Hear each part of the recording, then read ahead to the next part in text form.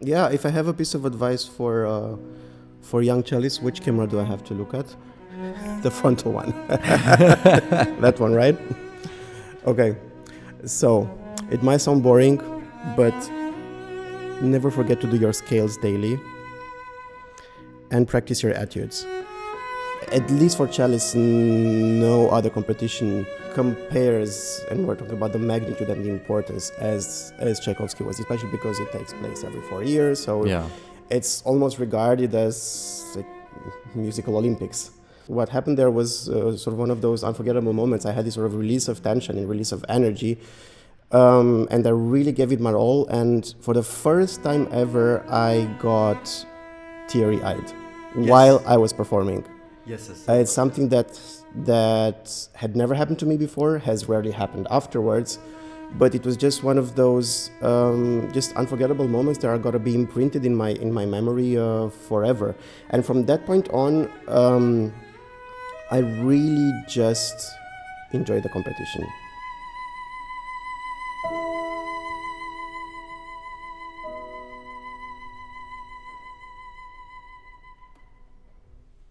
I do have to say again, really thank you for doing this with me. I really, really appreciate it because No, great pleasure. And I'm happy that it worked out. Yes, that we found the time actually, because I told you so many times, you are in my eyes, one of the greatest cellists alive. I watched your playing online for so many hours, so many hours, and I followed. Back in the day, we were doing kind of competitions at the same time. Around the same time, yeah. And I always watched the big cello competitions, and I remember this when I watched the Tchaikovsky competition with you, I was like, wow, how can somebody in a competition play like that? Everyone I knew, the class where I studied in Nuremberg, even though most people were not Romanian, but our teacher was, so we especially was rooting for, yeah. Well, so we just all thought, this guy just plays so good, he has to win. Well.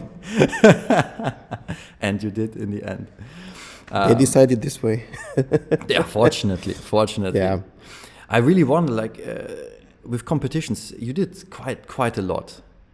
If we're talking about competitions for adults, yes. Of course, back when I was in high school, I had already applied and I won a couple of international competitions around Germany, Hungary. There's this Dozau competition in Dresden and David Popper competition in...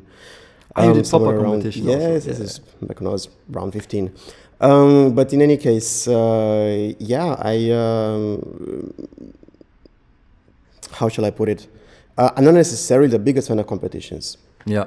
However, they're just, at the end of the day, one of the best visibility platforms for any performing and young aspiring artist. Yeah. Which is why I decided to apply. And yes, my first competition I did when I was actually still in my first year at UDK in Berlin. And I applied to Khachaturian. I went there. I went to Yerevan, and in a sense, it felt kind of like a preview of what was to come in 2 years' time. In 2014, I was second prize winner of ARD-Wettbewerb München. Yeah, I remember. And the Feuermann Grand Prix in Berlin. Ah, you also did. Which just came a couple of months afterwards. And then, in 2015, then was the before and after moment that basically changed my life. I mean, first prize at Tchaikovsky, that's quite a thing. And for me, we once already talked about that, but I found it so fascinating because, competitions, you need to play correct. It's more of a way of, you need to kind of think what might the jury want to hear and please that. If you go too crazy, normally that can be a big risk, then often people get thrown out early. But what I found so fascinating and so incredible in Tchaikovsky competition, especially from second round onwards, when you played the Shostakovich Sonata, you didn't hold back. At least I felt like it. You went you played so emotional. I remember that Shostakovich Sonata I watched many times. And how did you get into the mindset of just letting go in a competition like that, of just saying, okay, I will not care. I will make some great music here. First of all, I would say that the concept of such a competition like Tchaikovsky is searching for the next performing artist and not the best student. Ah, really? That's great. At the end of the day, because That's yes, you do have even more repertoire to prepare than in other competitions. So you have basically 2 full recital rounds. You have the classical concerto, you have the Tchaikovsky concerto, which is imposed in the finals, and on top of it, you have to play 1 more concerto of your own choice in the finals. We actually had to do them back to back, both Tchaikovsky and, in my case, Shostakovich concerto. Right after. Right after. Basically, you have 1 hour of showcasing yourself in front of a symphonic orchestra. Wow. And in front of the whole world. Yeah. Of course, it is very hard to sustain and to prepare such a big program. However, this is what we are supposed to do in real life. Yeah. We are supposed to play full-on recitals. We are supposed to play and to showcase a variety of repertoire when we're performing with an orchestra. Yeah. So from this point of view, I was actually happier to really have this amount of repertoire to prepare. And yes, Shostakovich was one of my childhood heroes, I would say, and I think the composer that inspired me and fascinated me the most during my teenage years. You were mentioning the Shostakovich sonata, which I had been performing since I was, I think, 15. I included it even in my very first solo recital, which I did back in Bucharest. Wow. Yes, first of all, it was such an honor and such a pleasure to perform his music in his hometown in St. Petersburg, which is where the cello section of Tchaikovsky competition took place. And I have to owe it also to my former teacher Jens Peter Mainz for giving me sort of just the right advice before going on stage for that particular second round that you just mentioned. In the first round, yes, I did try to be as controlled as possible, to play as proper as possible. Yeah. Of course, we had, the compulsory Bachs, the compulsory etudes, and so on and so forth. Yeah, of course. And in the first round, obviously, every competitor would go with that mindset of being clean, playing everything in, great taste that might satisfy everybody. Yeah. However, he told me, now, okay, first round is done. Second round, you just give 1,000%. You give it your all. And that's literally what I strive for. And I remember during the second movement, during this demonic scherzo, I literally had just sort of humongous release of tension, actually, and it was a burst of energy because it is kind of a very stressful experience to prepare those whole few months before. And I'm not talking just about practicing. I'm talking about the mental preparation. Yes. And yes. I don't even know if I can call it mental preparation, but rather coping with the nerves and with the anticipation. Absolutely. Always for me, the main thing is for me it always got easier the further I got in the competition, because in the beginning you feel like if I screw up now, I'm out in the first or second round, and I don't even get to play the rest of the repertoire I have prepared. So for me, that's always like Oh, absolutely. And also in my case, I was still a 21-year-old 21 Romanian cellist who was sort of still studying in Berlin. Yes, I had won prizes before, but at least for cellists, no other competition compares, and we're talking about the magnitude and the importance as Tchaikovsky was, especially because it takes place every 4 years. So it's almost regarded as like musical Olympics. Absolutely.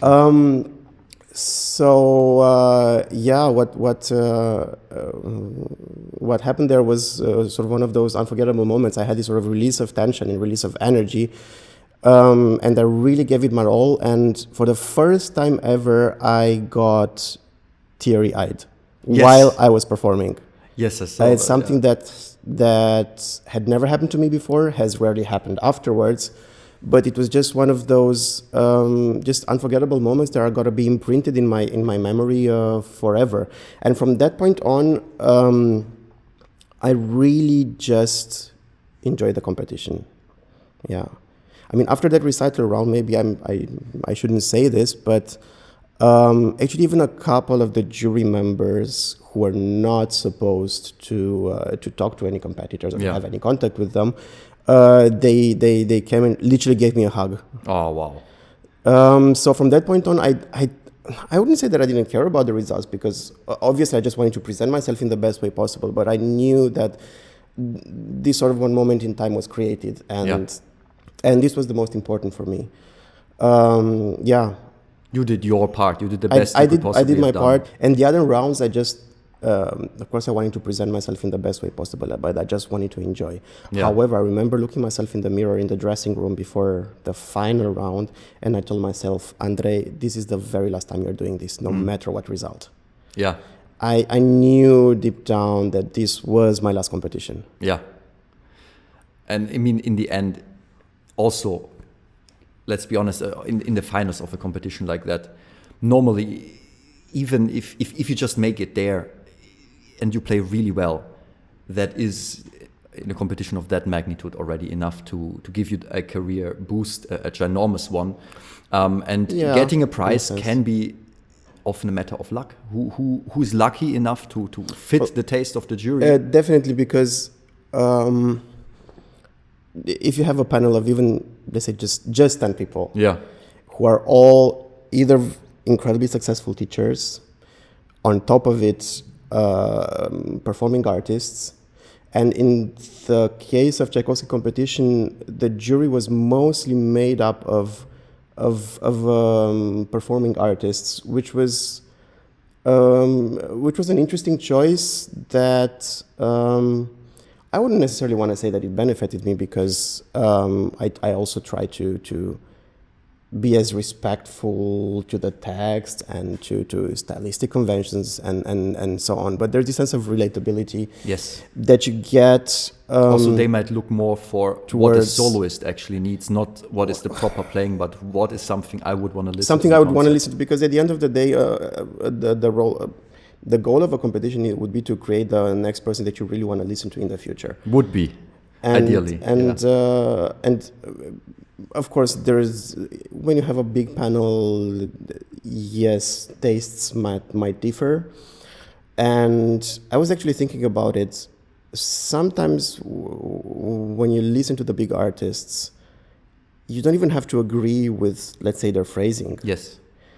But because they believe in it and they're convinced by their musical instinct and by their view on not just art or music, but just the world in general, everything comes through in such a convincing way that you are mesmerized by it, and Absolutely. You are convinced as well. So and that's what I enjoy the most. Like, there can be artists that play 100% different from me, like bassists, where I would say I would never play like that, but I love listening to it and I respect it. And that's why I think I have the feeling often when you have a jury that's, let's say, more consisting out of performing artists, they might appreciate that also more. And in your case, in Tchaikovsky competition, what you did, that was something where I, especially also in the final, like the Shostakovich you played with so much energy, with so much passion.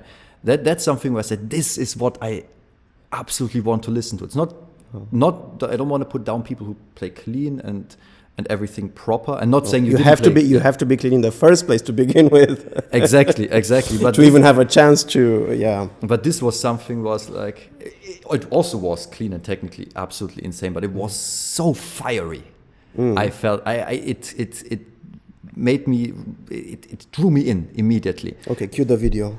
And I don't think, unfortunately, under copyright. Yeah. Normally I do that, but with Medici TV, who knows? Maybe I can in the future go to them. But that's something I, in general, am so impressed with you. Also, when we played quite a few chamber music concerts together. We also did a chamber music recording, but we played stuff like Beethoven septet, and you have this presence on stage. At least it looks like you're so free, so in the music, so emotional, and that to me is so impressive, because it's for me the endless fight. How free. How in the music can I be? How much can I ignore all the negative aspects of being in front of a few hundred or thousand people? Is this something you worked on? Do you feel tense or nervous, or are you just able to release everything on stage, all the emotions? How is your approach to all of that? You are mentioning the fact that you have to play.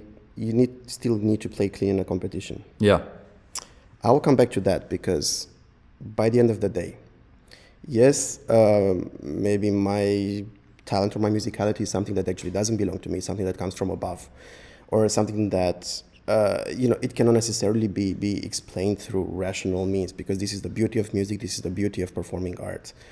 However, you need to put in the work before. Yeah. And you need that particular mastery of the instrument. Yeah. In order to feel comfortable to go on stage with whatever repertoire you're playing. And I have to owe it to both my teachers and to my Romanian teachers as well, who formed me in my teenage years. Her name is Ani Mari Paladi, and she's still teaching in Bucharest, and now all the musicians are sending her kids to study cello with her. She was your first teacher? She was my second teacher. So you... And my second mom, in a sense. Very yes. And those were also vital years when I was just refining my cello playing. Yeah. I remember spending one whole hour on just the first phrase of, let's say, Tchaikovsky Rococo Variation Number 3. Yeah. And we were talking about the physicality of bow technique, the physicality of sustaining the sound, how to actually look for the vibrato, the physicality of vibrato, but also the aspect of hearing and listening to the room and listening to what you're doing, this ability to sort of double yourself while you're performing and looking both subjectively and objectively, sort of like this, bird's eye view. That is so looking important. Upon yourself. And that's something I do with all my students. Because so many people, they make vibrato, you can see it, but you don't really hear it, and they don't really hear it. They just do it without opening their ears. It's something that you have to open. And of course, one of the fascinating aspects about performing at an instrument is having this distributive attention. Yeah. Which is one of the reasons why I also would like to encourage every parent to support their children and bring them into music school if they're musically talented, because you learn so much, even if they will just end up doing it as a hobby. You learn so much about discipline. You learn so much about really concentrating on so many things at the same time and being really focused. Yeah. Back when I was in school, in high school, I had like 7 hours of school, plus homework, plus music to do. And this meant that maybe my schedule didn't allow me to practice 6 hours a day. But actually, you don't need to practice 6 hours a day. Even if you're able to do 2 or 3 hours daily, first of all, consistently, and second of all, really concentrated, this is going to be enough. And if you just also have to be know, concentrated and consistent about it. Absolutely. And if you know also what you're working on, I think that's a big thing. So yes. It's anyway something I wanted to talk to you about, because I have the feeling, I also play a bit of cello. Until a few years ago, I also played chamber music concerts. So at least to a certain extent, I do understand the instrument a little bit, and your, I would just say, ability on the instrument. I think it goes a bit further than technique, than what people consider technique, like something like using your ears to feel and hear the vibrato, for example. But I would say, so your overall ability on the cello is really, really impressive. And I also saw it now in the recordings we did. I don't know if we're allowed to say any details, so I won't. But whenever you had something to play, it was so fantastic, and I could just see, like in spots where other people would always be struggling, you had no issues. At least it seemed like you had no issues whatsoever. So for you, your first teacher, that was the one who gave the big main inspiration to learn proper cello playing. Yeah, if I have a piece of advice for young cellists, which camera do I have to look at? The frontal one. That one, right? Okay. So it might sound boring, but never forget to do your scales daily and practice your etudes. Which ones? I don't want to brag about it, but I did all 40 etudes by Popper, for example.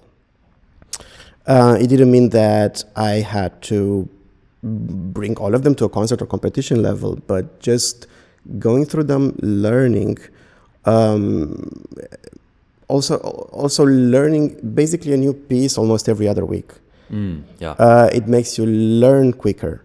It makes you develop all sorts of fingers because just give David just Popper. Makes you faster. You know, Popper was the Paganini Wieniawski of cello playing. And he wrote music that was so intelligently put on the instrument. And these etudes, for example, are such a great way to fix intonation, to learn all types of techniques, both left hand and right hand. And they're incredibly chromatic, which means that they help building your hearing as well. And this sort of wonderful and not just correct, but also musical intonation. And as tedious as this might sound, just put in the work, when you're young and as young as possible. But always be concentrated about it and always try to be as relaxed as possible. Because of course I might have a certain position on the, on the bow and I try to follow the concepts that I learned back in childhood, right? Meaning, be as of course, as stretched out as possible on the instrument, be as relaxed as possible, being able to flex your fingers while stroking the bow, and so on and so forth. But at the end of the day, yes, everybody has maybe a different hand conformation. I do have flexible fingers. I don't have the strongest fingers, but I do have the flexible ones. So this is why I sometimes take advantage of certain types of fingerings, for example. Absolutely. But no matter what, I think also one of the biggest aspects about instrument playing and doing music in general is being able to breathe. Yeah. And just bring those shoulders down. Always. Yeah. Sometimes if I get into a conversation or if I'm in a social setting where I'm not feeling incredibly comfortable, I do notice how my... Really? Oh, definitely. I cannot say that my shoulders are completely down right now either. Because I do see these cameras. No matter how comfortable I'm feeling, being interviewed by you. Should I stand behind you and exactly. But this is, this sort of actually being in touch with your mind and with your body is always important. Yeah, absolutely. No matter what you do, but especially if you have to perform. Yeah, because if it doesn't feel good physically, how do you expect to feel good in front of an audience afterwards? Yeah. I mean, my first round of Tchaikovsky competition, I felt my hands were shaking. Yeah. Obviously. However, I just tried to calm myself down while I was performing. And I was trying to breathe in, breathe out. Especially the breathing out is the most important aspect. Even when you think about just a music piece. Yeah. Most of them, let's say, start with an Auftakt. Yes. With the upbeat, right? So you have to use that upbeat to breathe. Of course, you have to breathe in before and then breathe out through the upbeat into the first beat of the next bar, right? Yeah, that is such a ginormous topic, breathing. I think for two reasons. Number one is, in my opinion, the most natural way to make music in the end is to sing. And I'm so thankful that I was 5 years in the Vienna Boys Choir and as a kid. And that, I think musically, I would never have been able to become the musician I am now without that. Because as a kid, you also learn instinctively. You don't overthink things. So, and breathing is part of every sentence. I don't just talk like this all the time and I never stop. And, you have the more important words and then there's the end. And then I continue, but also in the music and also with the nerves. Like you said, if I can breathe out, I can be so much more relaxed. Like I often, when I have like big recital programs that would stress me a little bit, I start with something like a Bach Gamba Sonata, which is not necessarily easy technically, but in the slow movements, I can really breathe, and that gives me so much comfort. So for you, so your top advice for stressful situations: breathing, shoulders. Shoulders, yeah. Shoulders is number one, and breathing in. When I was young, I used to breathe quite loudly. So if you ever watch a recording of myself and you hear the breathing, it means that I'm actually nervous. Ah. And at this point, do you still sometimes get nervous, actually? Well, watch recent recordings of myself. But it sometimes happens. It's it's an ongoing process, and it's something that's it's an interesting journey. Because to me, it seems from the outside perspective, Yes. like now I just recently watched your 6 Bach suites in Bucharest, I think it was, right? And to me, it's just, you look, especially the physical aspect on the cello, you look so relaxed and you make music every second. I watched that and I was like, all the 6, it was one concert? All 6 suites in one concert. It's been a dream of mine for a long time, and I'm happy to have finally done it in my hometown in Bucharest, in this amazing concert hall, the Romanian Athenaeum, which is basically the beating heart of the country, culturally speaking, and it literally looks like a temple. Yes, it's like a pantheon basically, and I hope to bring it to many stages throughout the world.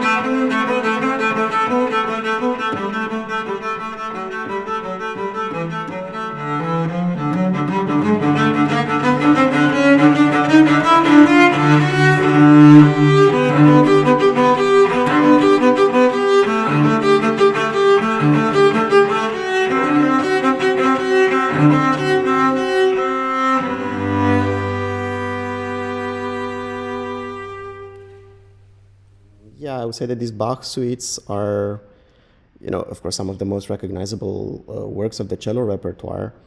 And yes, we owe it to Pablo Casals for rediscovering and repopularizing them. Yeah. And also, I would have to say that I had prepared for this project for a long time, because whenever I was invited to do a solo recital, I did perform a couple of suites in one concert. Of course, never all 6 of them, but that's also long, right? How long? It basically took 3 hours and 2 breaks. Wow. 2 breaks, yes. Because thematically speaking, the cycle of 6 suites is split into 3 batches of two suites, and it's also incredibly to see this sort of a narrative thread and the rising complexity. Yeah. Not just technically speaking, but musically speaking, and they get longer and longer. And the last one is what, like over half an hour? Well, the 5th and the 6th suites, they are about half an hour long. Yeah. Let's put it this way, yes. And the 5th suite, of course, is also very, very special, because it has this interesting tuning, the scordatura, where the A string. Oh, yes. But then with the same cello, you tuned it down. The you have to tune. So the A string, the upper string, you have to tune down one tone to the G in order also to grasp all the chords that Bach wrote in there, and it also manages to create a darker color in general, and it is really suited for the darkest of the suites in the key of C minor. Yeah, absolutely. And you have the prelude, which is the only one out of the cycle of 6 that also has a small overture. Yes.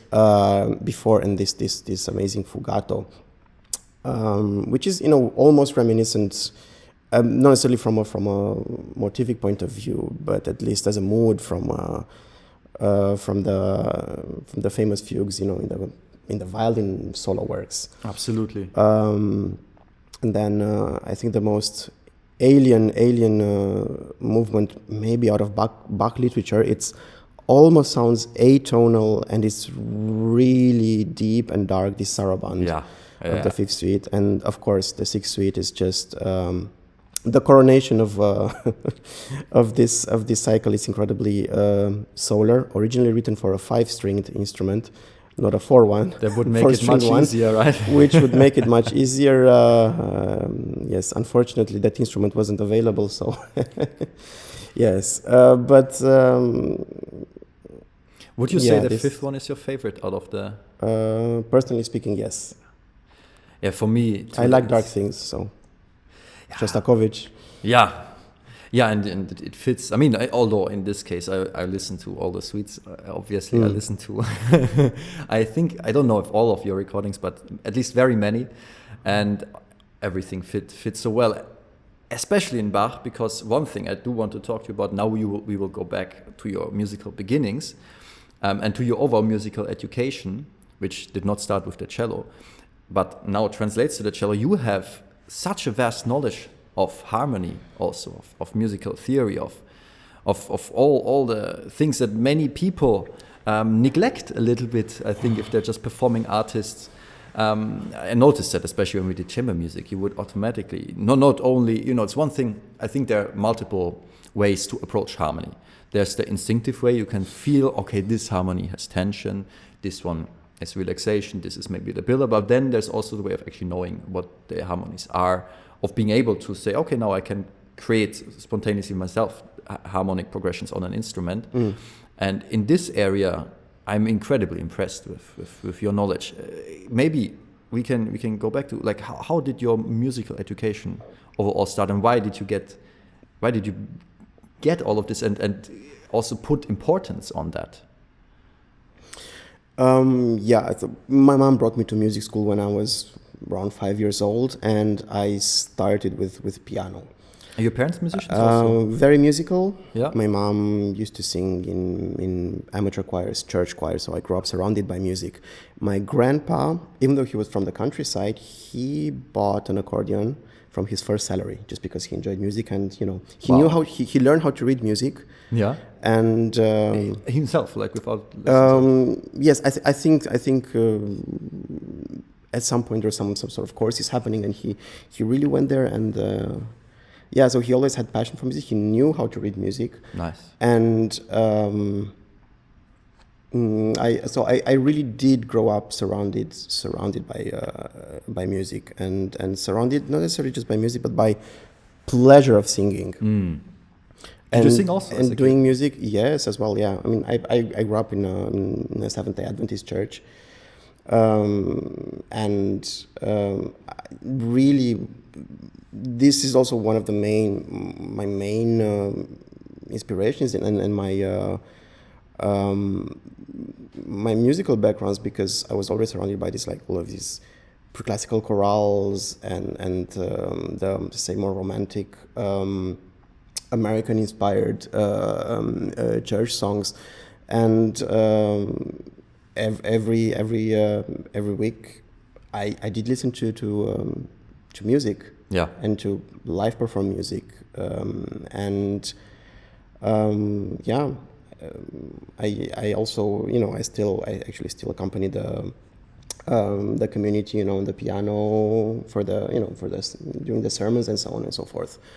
And it is one of those aspects that have really influenced my music making, and just the fact that I had regular contact with music, even though I wasn't born in a musician's family, professionally speaking. Yeah, and it just gives it such a huge advantage later on, because for me, music is many languages, and growing up with it's like any language.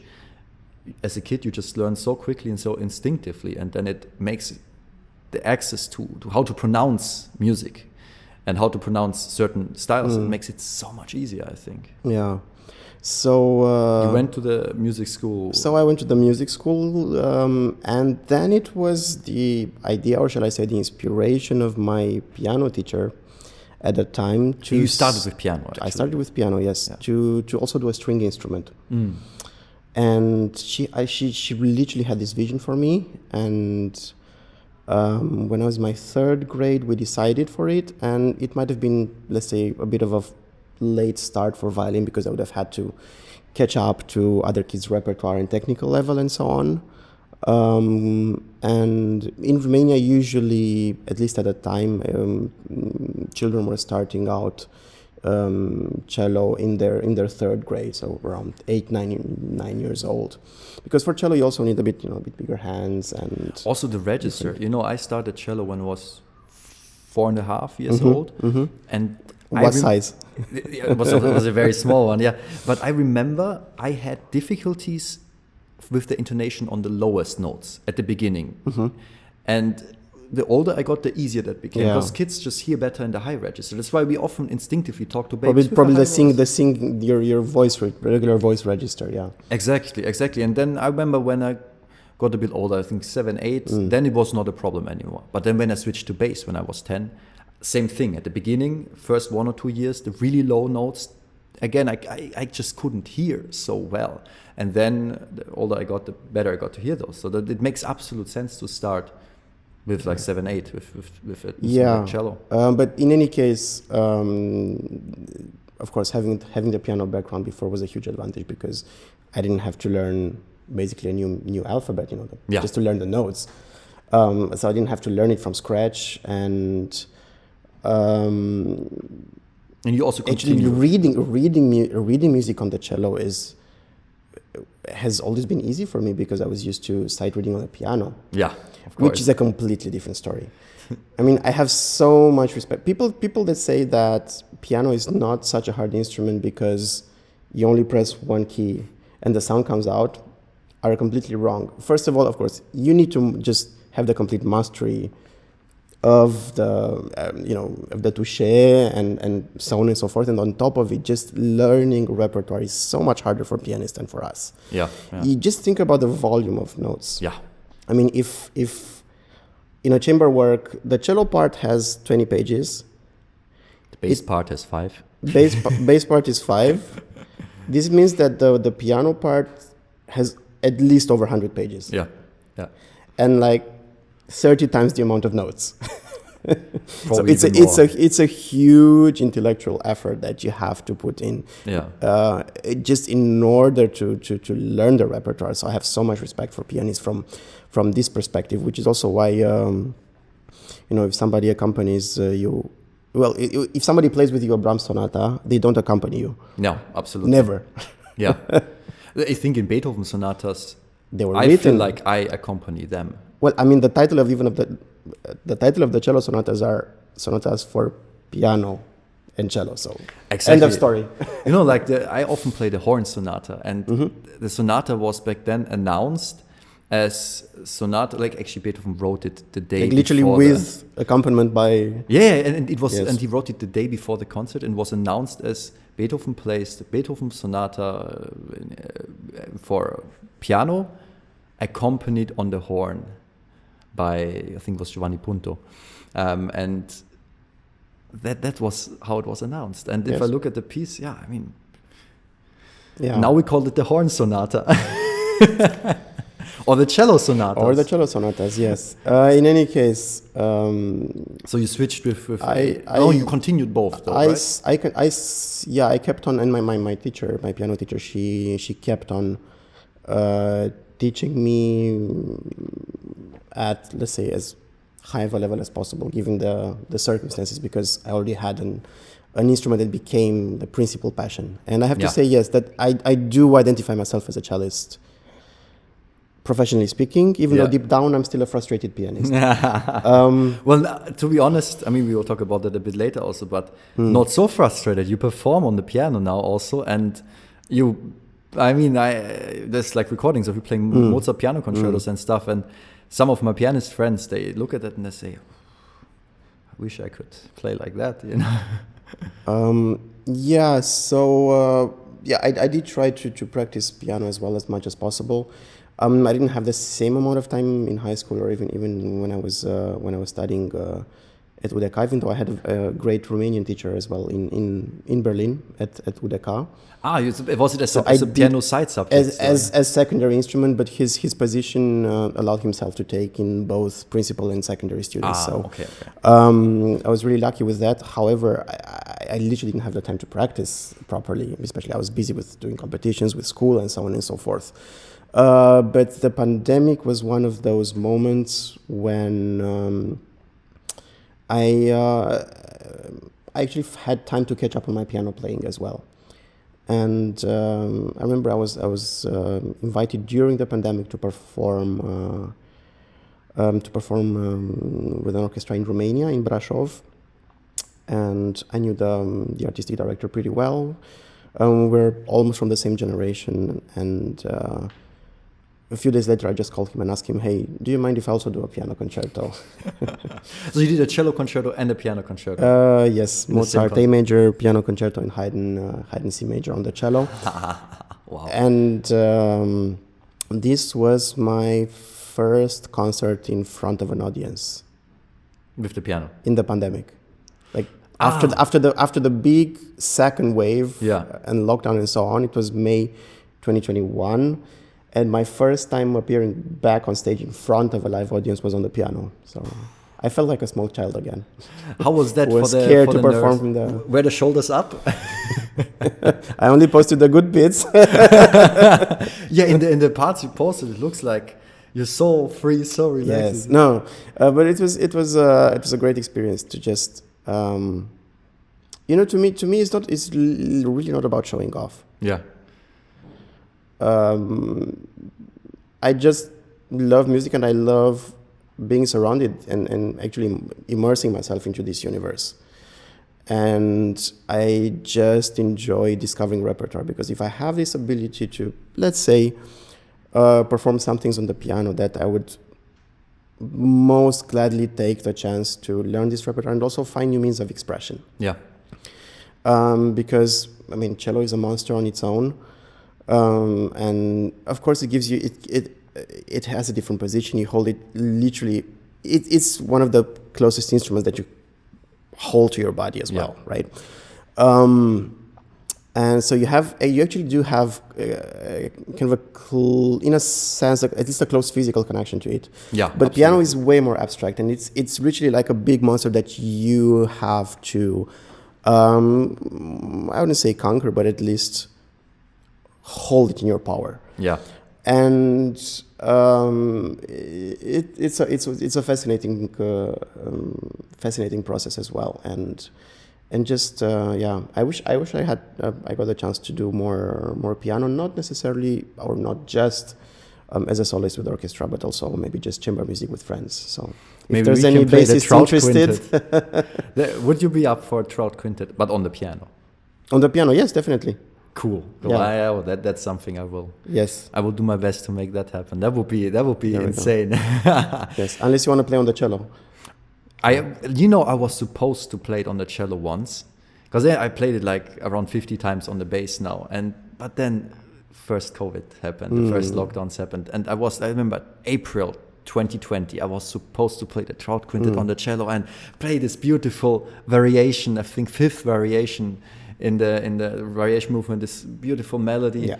And I was like, I was looking so much for, because I'm always so jealous of the cellists. I mean, on the bass, it's beautiful to play Trout on the bass, but this variation on the cello, it's just one of the most beautiful things in the world for me. Yeah. If the cellist plays well, especially, then I enjoy accompanying that. But I was gonna play it once, and now I don't play the cello so much anymore because I don't have the time to practice. And it almost you're a happened. Successful bass player.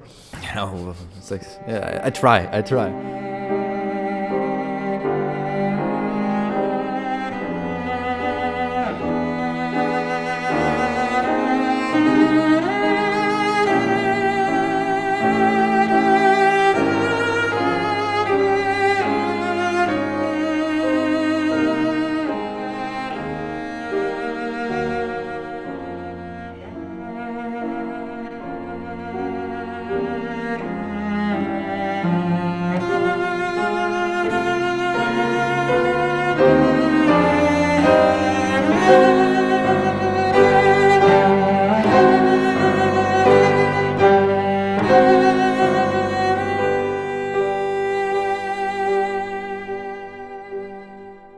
but then basically, so do you think the fact that your knowledge about harmony, Yes.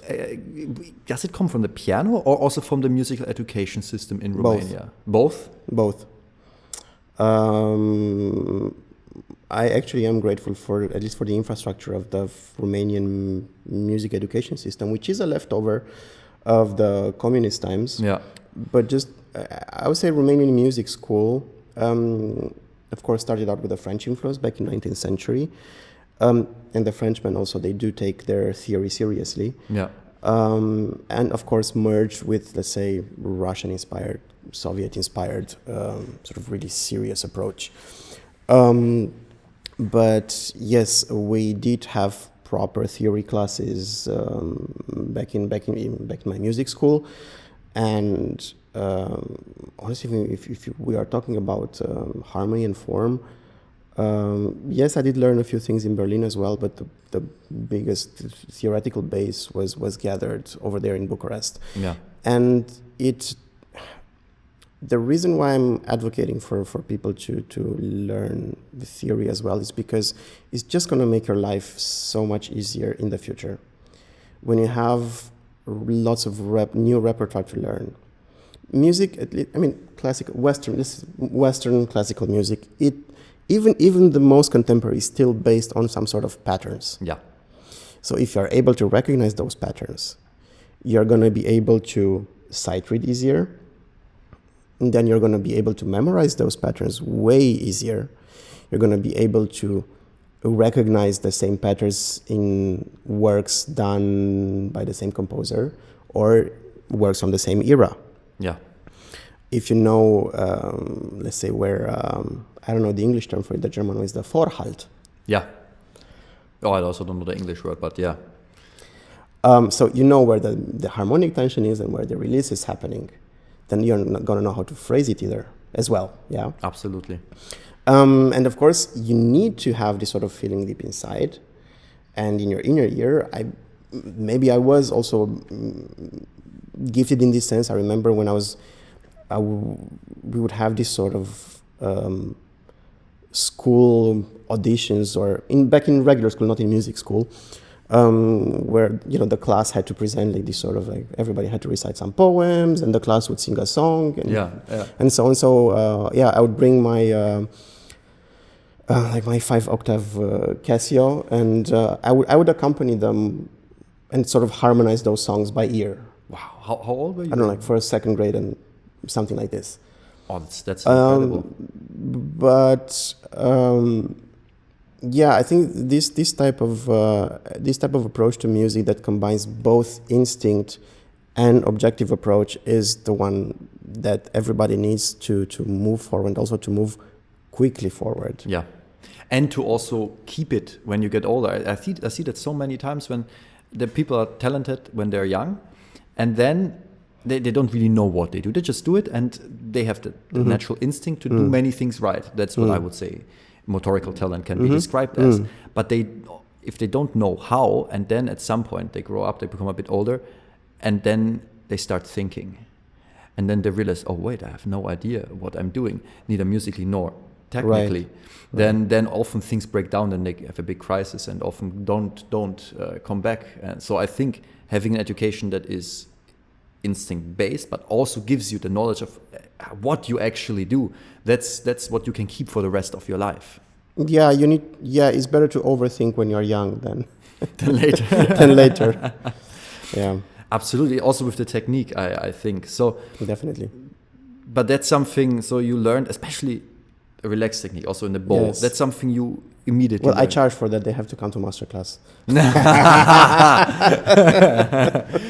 And then one thing though about the musical education system, does it start immediately from first grade, or does it start like from 10 onwards? Like even back in kindergarten, we used to have this sort of playful group musical sessions. Yeah. Where on paper you can apply to a music school from the first grade. However, you can apply even earlier. So in preschool, And the school was offering this sort of introduction into the music world, where we were singing, we were playing around and doing all sorts of, like, even while we were playing, we were doing maybe some rhythm exercises and things like this, with clapping and so on and so forth. So we were already introduced and immersed from the get-go, even before first grade. Yeah. Oh, that's fantastic. Because, I think having this natural feeling for it. I often wonder, like, why that is the case. But when I was also a kid, I once had I at some point understood the French language, actually, because we had a nanny that was obviously only speaking French to us. Unfortunately, at some point she had to leave because she moved somewhere else, and I didn't know at that time. But years later, my parents told me she was just talking to us in French, and I remember I understood her, but now I don't anymore. I forgot it again. If she had stayed longer, I would probably be able to speak French. It just comes natural as a kid. And it's the same with music. You acquire languages just like music. Music is a language on its own. Absolutely, absolutely.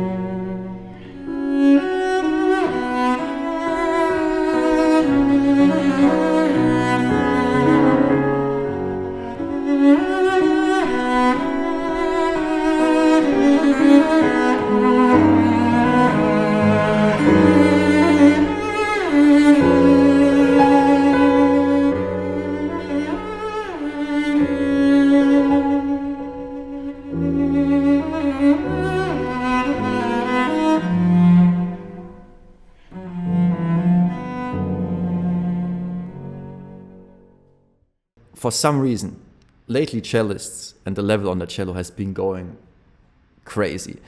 And I think especially your generation or around your generation. The millennials. It's cello millennials. It is so insane, like how many people there are on such a high level. When I watched, for example, when you did ARD, and already in the semifinals, everybody had a chance to go further. Yeah.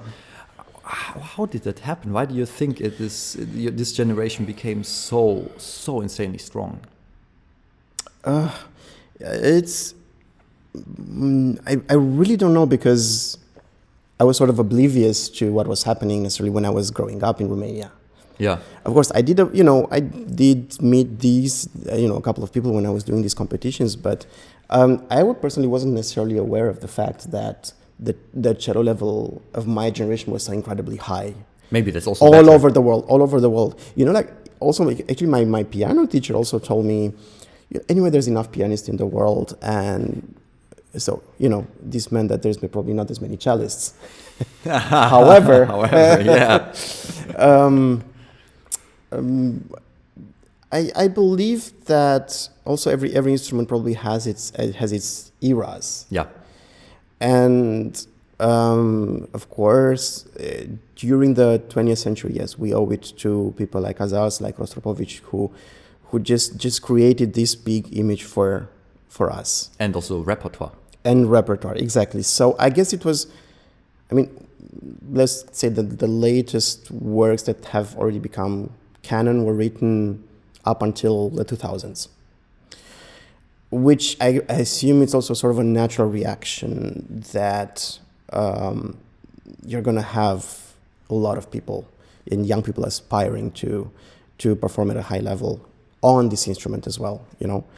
In my opinion, probably right now we're living actually in the era of viola. We're just not realizing it. Not yet, but I see it also. I think now the amount of top players on the viola is insane. Yes. And I tell you, in a few years, it's going to be the bass. The bass, of course, has to be. It is so actually. with such professors. Yeah, but it is actually, when I think about like the last entrance exams in my school, there were some people that come with like 18, 19 and their technique is on a level where I never was. And I'm like, what the hell is happening here? Yeah, but with cello, so kind of, I would say the peak of the amount of, not just, it's one thing, people that master the instrument technically, like on the violin, that has been the case for a long time, but also such distinctive personalities. I mean, there is like there is like Brennan Shaw, there is like Pablo Fernandez, Kian Soltani, I will go on, I could go on forever, but the amount of really people that had something to say. Yeah, it might be a sign of times as well. I didn't grow up in communism. I grew up in complete freedom. I was born in the 90s. However, I did grow up in this sort of grayish post-communist or transitional atmosphere and period, which I believe was the case all around Europe, no matter if it was in the West or in the East. And I think these sort of transitional periods, they actually create a sense of hunger and I don't want to call it ambition, but this sort of drive, which is this sort of inner drive, to find your voice and to sort of make yourself heard. And I believe this sort of generation of personalities is usually a sign of the times as well. And also, it's always been like this in general in I think in music history, that sort of talents always came in waves, and then they came in packs. Yes. Of contemporaries. Absolutely. And obviously once I would consider cellists to be incredibly friendly, incredibly polite to each other. However, if you know and you're aware that there are other people who are as well great, of course this makes you not necessarily competitive, that this makes you want to perfect your craft. Absolutely. So everybody sort of is driving each other. And that then forward. Results in another effect. And at the end of the day, music and art can only profit out of it. Yeah. Yes. However, one thing I could say is that in the really big scheme of classical music, I still believe cello is a bit even underrepresented, in the sense of I don't think there's enough concerts being scheduled, let's say, by orchestras. It's piano and not enough cello concertos, given the amount of personalities and talent that our field is already showcasing. But that's probably a different topic, which is. But you know why that is, though. I think I really have no idea, because there's enough players, there's enough repertoire. Yes, the big public probably knows the 5 cello concertos. So. If even that, because that's, I think, but we live in a time that is changing the music scene completely. Exactly. Because up to this point, it was mostly repertoire that would sell. So in the end, the most known, the really basic most known concertos would still be, like for the cello, it would be Dvorak. And for the violin, it would be Tchaikovsky, Brahms, Sibelius, Beethoven. The big romantics, And then for the piano, Tchaikovsky, Rachmaninoff. Those would be like the really, really, really well-known ones. And if you want to, let's say, sell out 2,000 people halls, and the name of the soloist is not so well-known, then you do need, like I had this conversation with a agent from a important agency, and he said, in the end, for selling, they're just 2 solo instruments. Sorry, it's violin and piano. And because they have the repertoire that really sells, even if the name of the soloist is not well-known. But I think we live in the time where it is changing a lot. People go more for the soloist, the personalities of the soloist, and not so much anymore for the repertoire. Yeah. And that gives... Even the repertoire is changing ever so slightly. I wouldn't want to say that. Yes. Like Shostakovich, for example, yes. It used to be the first cello concerto. That would be accepted. That would be well known enough. Now, also the second is being not just in competitions, but also in concerts, being played more and more and more. I finally got to do it last year, and I was happy that my proposal got accepted. Yes. Yes. However, nowadays I feel like there's also slight danger of the musical message slowly being diluted. Yes. In the sense of not only this type of repertoire sales, but also just a really easy on the ears. Yes. And I believe that's actually almost insulting to the public sometimes. It means that you don't trust your audience. Yeah. And the audience does come at a concert not only to be entertained, but also to get some sort of spiritual and emotional enrichment. Yeah, absolutely. Because music is food for soul. And this is something that I think young artists and all arts in general are probably struggling nowadays with. I think it has to do with the streaming online world. With the streaming online world, with the reels, with the 30-second videos. But I still have faith that the audience doesn't have the attention span of 15 seconds. You know, I think it is the big difference between the online audience and the concert audience. Because online, people want that. Like on Spotify, if we see what works well, it's in the, I will now quote unquote say classical music. It's the pop song arrangements that are 3 minutes. That's what works for streaming. That's what the labels go for. And then unfortunately, then a lot of organizers think, oh, then we also have to do that. And I don't want to necessarily say all of this stuff has to be bad. If it's done well and with authenticity, definitely not. It can be great, but often it's just done because it sells. Yeah, to me, it boils down to what do you want to present to your audience as a promoter and as an artist. Yes. Do you want to just entertain them, or do you also want to nourish them emotionally and spiritually? But I think, well, also with short songs, if well done and played authentically, you can do that as well. But a lot of people just do it for the marketing. It depends on the intention, right? But also, I think it is a different thing because it is a completely different experience to go to like a chill crossover concert or to then go to a purely classical concert and experience, I don't know, a Mahler symphony or a Dvorak concerto. And I think it's different audiences that you reach. Because I know it's a completely different story to me, and yeah, a completely different also spiritual experience, like you say. And I think, of course, social media and streaming world, they make a hunger for this short content, for this, I would say, easy to approach content.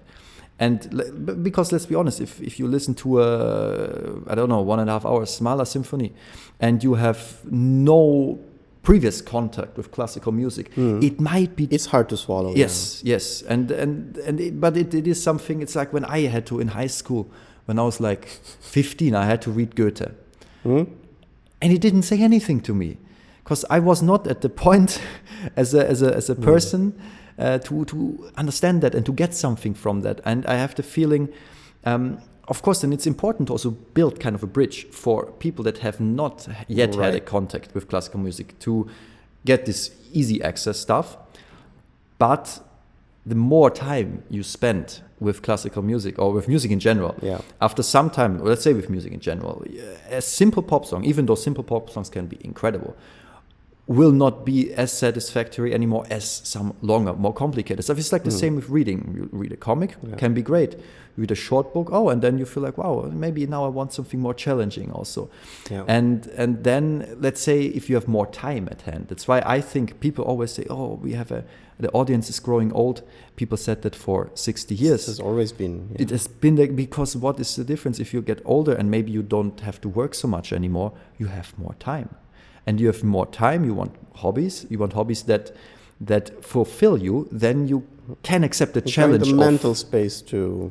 Yeah, you can use your mental space to spend the time to educate yourself, to then have the knowledge to be able to appreciate a big symphony, an opera, or a long solo concerto. And I think it is not necessarily a sense of one or the other. I hope, but that's where we see the music market. They see something that works. Okay, let's do that. So I hope that the music market doesn't destroy itself too much, so that they realize that there will be a hunger for the big classical works. I'm just going to repeat myself and sort of create my conclusion. I think the most important thing is the intention of an artist and the intention of the promoters who are actually also involved in the artistic process. If I might be a bit of, idealistic about it, no matter what you are actually performing, as long as you perform it with the intention of giving yourself to the audience, just for the sake of art. Yeah. I don't know. It sounds a bit meta, but No. But you feel that when you listen to somebody. Yes, because at the end of the day, this is the purity that I think our society needs. Yes. Just a couple of things to just be done for the sake of it, because it just honest intentions. It enriches your soul. Yeah. And I had that talk with many of the other guests, and I think that's something all good musicians agree on. Yeah. It is if whatever you play, if you play it in an authentic, honest way, and you just say, I don't want to, do this just for marketing. I want to do this to create some experience that can be shared, that can be felt. Because I have the feeling, we live in a world that's people are divided as always. They fight about so many things, but music can connect. It's something we all listen to it, and in the live experience especially, we go there, we experience the same thing in the same room at the same time, and that just brings us together. Yeah. There is a slight sense of escapism, which at the end of the day is not wrong. I don't think so either. Yeah, because we do need an escape. You see that in like a country like Ukraine right now. The opera is completely full. Completely full always, because sometimes maybe from the difficult days, something that's above and beyond that can be a great thing. Yeah.